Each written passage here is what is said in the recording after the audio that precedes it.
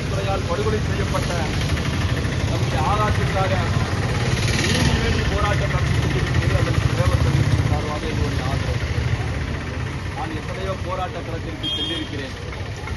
அந்த போராட்ட களத்திற்கு சென்ற போதெல்லாம் காவல்துறையினர் பெரிய அளவு தடுத்தது கிடையாது.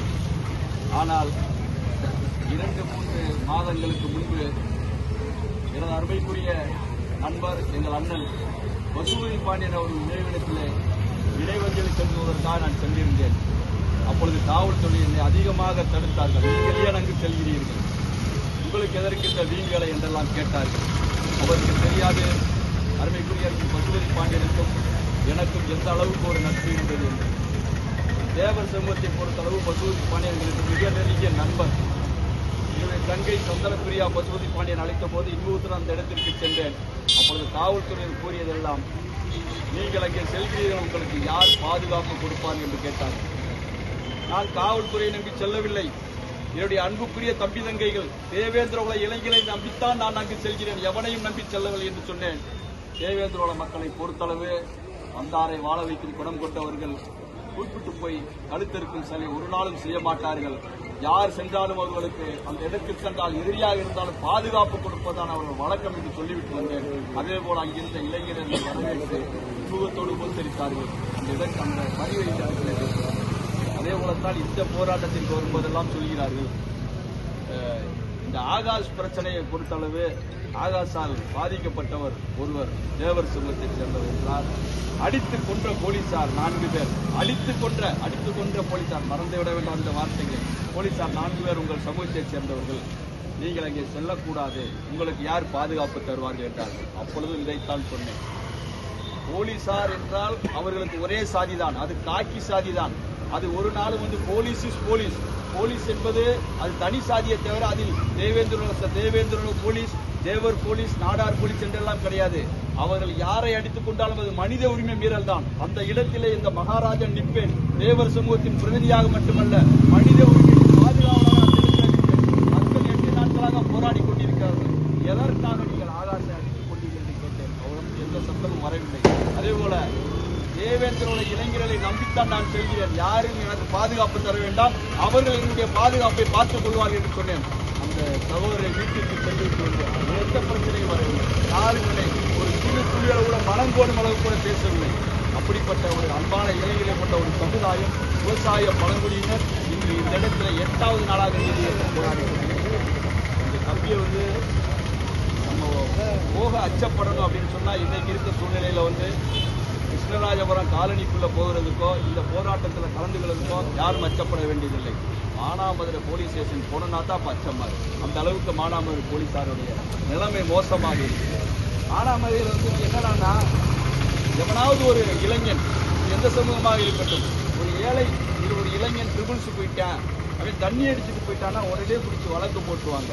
ஆனால் சரக்கு விற்கிறவன், கஞ்சா விற்கிறவன் மேல வழக்கு போட மாட்டான். நீ சரக்கு விற்கிறவனையும் கஞ்சா விற்கிறவனையும் என்னைக்கு நீ ஸ்டாப் பண்றியோ அன்னைக்கு தான் அந்த இளைஞர்கள் முதல்ல திருந்துவான். அவனை நல்லா சரக்கு விற்க விட்டுருவேன், 1000 பேர் குடிப்பான், அதை ஒரு 5 பேரை கணக்கு காட்டி நீ வழக்கு போட்டு இந்த இளைஞர்களை மேலும் மேலும் குற்றவாளியாக்கும்.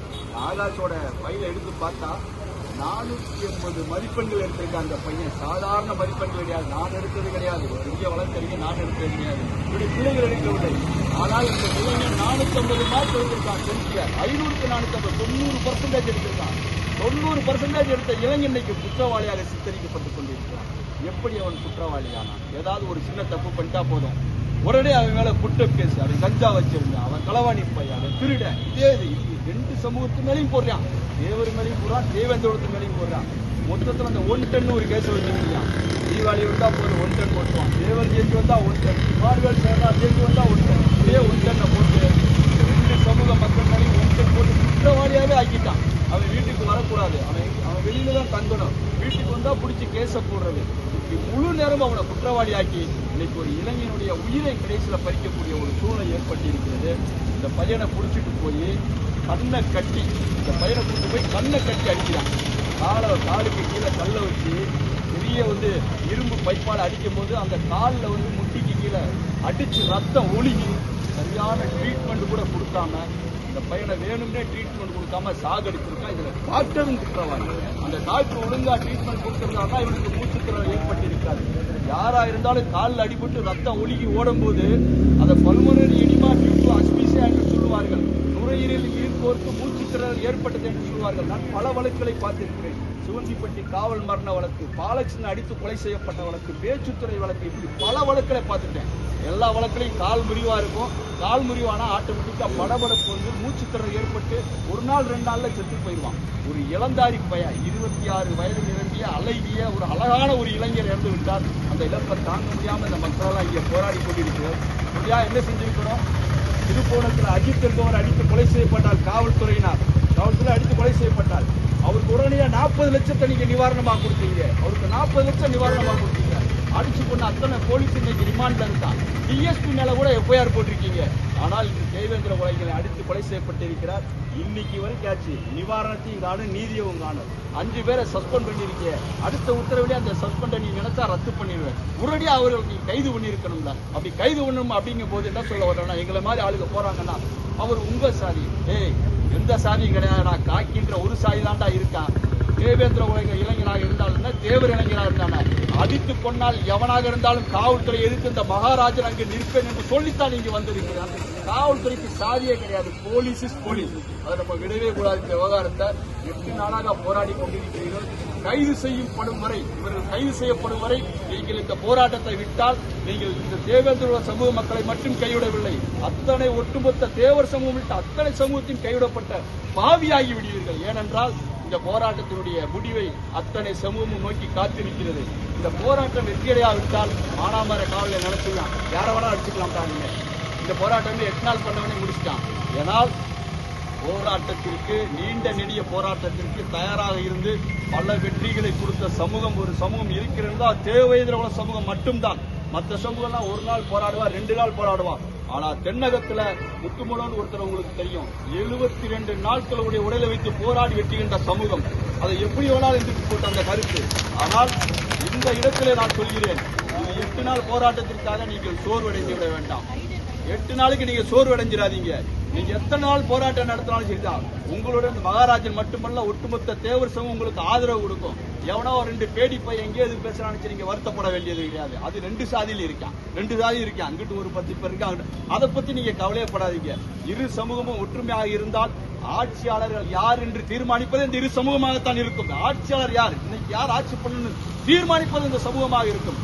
ஆனால் இன்னைக்கு பாத்தீங்கன்னா இரு சமூகத்துல சில பேர் ஃபேக் ஐடியில வந்துடுறான். அந்த ஃபேக் ஐடியில பாத்தீங்கன்னா முகமே இருக்காது. முகம் தெரிஞ்சா உண்மை தெரிஞ்சிருமா? அப்ப எங்களுக்கு என்ன சந்தேகம் வருதுன்னா, சில திராவிட ஆட்சியாளர்கள் அவர்களே ஃபேக் ஐடிகளை உருவாக்கி இரு சமூகத்தையும் மோத விட்டு கொண்டிருக்கிறார்கள். பிடிச்சா பேச, பிடிக்கலையா விலகி போயிரு. ஏன் ஒரு சாதி குறை சொல்லிட்டு இருக்க?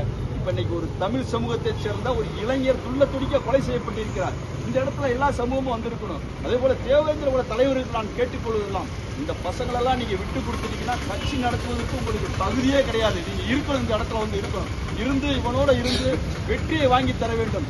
அத்தனை பேரையும் கைது செய்து உள்ள அடைக்கலன்னா அடுத்து மானாமதுரையில் எத்தனை லாக்அப் டெத்து விழுன்னு கணக்கே இருக்காது. மானாமதுரையில் அடுத்து லாக்அப் டெத்து தான். இந்த கிருஷ்ணராஜபுரம் இளைஞர்கள் எத்தனை பேர் இருக்காங்க? கிட்டத்தட்ட 2000 குடும்பம் இருக்கு, 1000 இளைஞர் இருக்கான். இந்த போராட்டத்தில் கலந்து